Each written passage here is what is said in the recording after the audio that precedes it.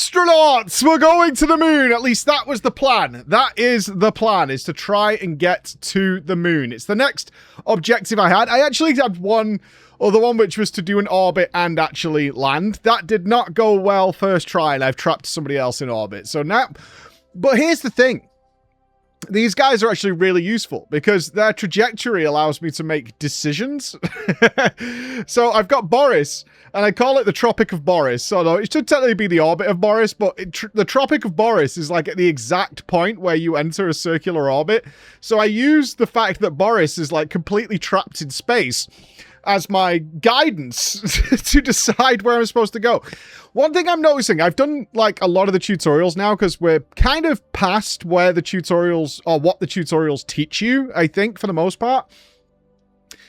And they have functions and equipment I do not have. I'm definitely running into a point where I should have unlocked things by playing the game, like doing a lot of science and doing missions, collecting money.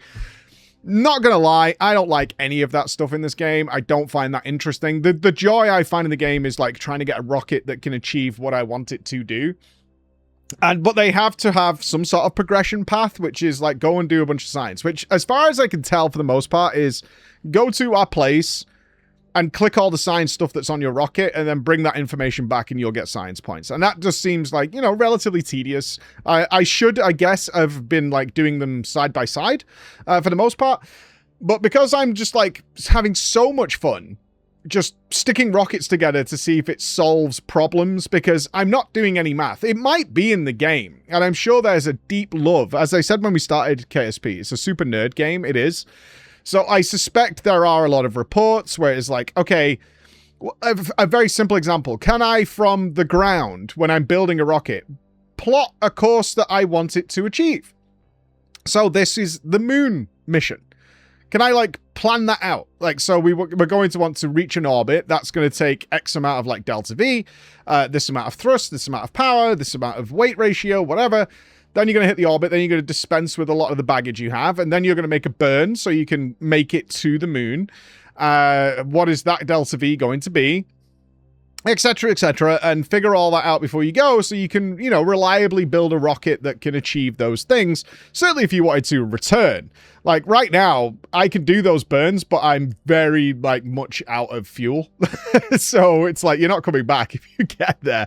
But one thing that is very noticeable as we're doing the tutorials is, as your tech upgrades and you get better engines and better fuel pods and things, is they're just insanely more efficient.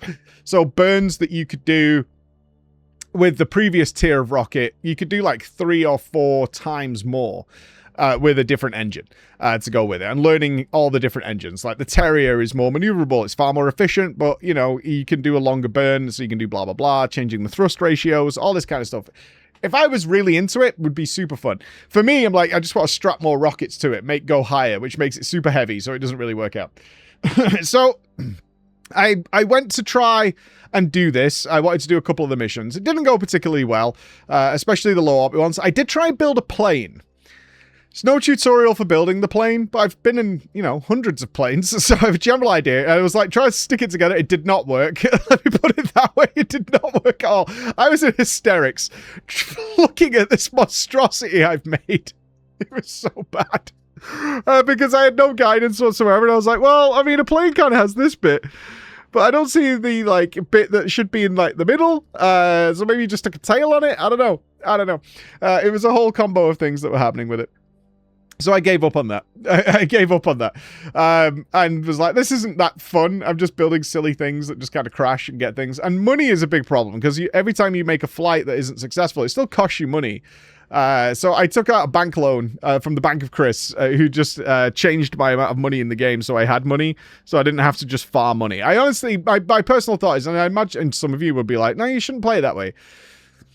For me, the joy I find in the game is like building the rockets and testing them out, and the failures and getting a little further and getting a little practice. That's what I find fun. Like farming money and stuff like that, I don't think is for me unless I wanted to play this game really long term, which I don't. I like the challenge of it, but I don't want to like unlock all the tech tree and stuff like that. So this might become a problem. I'm just saying that's how I'm enjoying the game. If you enjoy it a different way, that's fine. Like, that's not a problem. I know this game is beloved by so many people.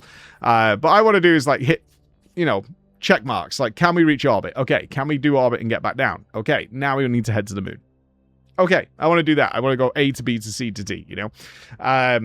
Yeah, not spend another several hours on B upgrading things. Although I imagine if you're very good at this game, you could do this in like half an hour. I'm sure you can. Either way, I did manage to get an orbit that landed. I was very proud of myself. Very proud. And then it gave me the next mission, which was fly by the moon. Now, one of the things we talked about, and I think this is definitely an issue right now, is this tech tree and unlocking things and upgrading buildings. It costs a lot of money. It's a very large expense.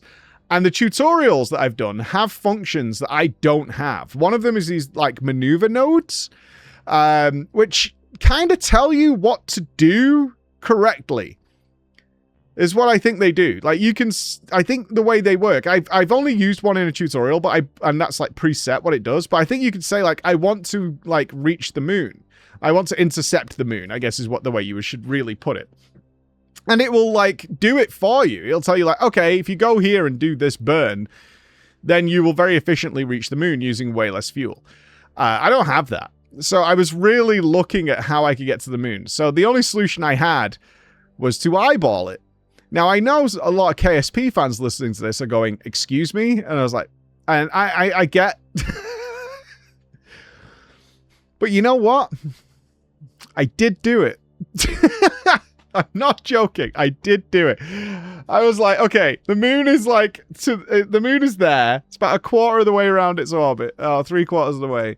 So if I aim like a bit in front, you know, if I aim a little bit in front, then that's going to come around that way and I'm going to be about there and maybe it'll work. And it bloody worked. It bloody worked. The achievement popped up like, yes, you've flown by the moon. I was like, ah!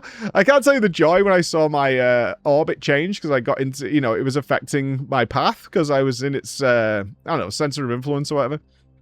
And I was like, oh shit, we did it. But then... temptation took over because we were there. I needed to try and land on the moon, or at least touch it and see what's going on. Now, from what I can tell, at least at this point, this is a 1-for-1. Although it's all renamed differently and it's a video game, it is basically 1-for-1 to our solar system. Close enough, right? Close enough. Duna is Mars, etc. I think there's 2 moons around Kerbin, so there was some excuse for this. And I was like, I don't know if the moon has some sort of atmosphere. Might have. I don't know. Does it have some... I mean, it has gravity, for sure, to try and land on it. I had a little bit of fuel left. So, obviously, it was very tense coming into it. And I was like, aiming... I was eyeballing hitting it and adjusted. And I was like, okay, I need to go retrograde and use my thrust to slow me down, but I ran out of fuel as very close to the surface, which meant I could not slow down anywhere near enough. So I assume I have to build a moon lander in order to land on that. I think I can do that. I have landing legs, so maybe I can do that, because I'm a little torn right now what my next objective is, and it's probably to land on the moon. So I think I'm going to try and do that.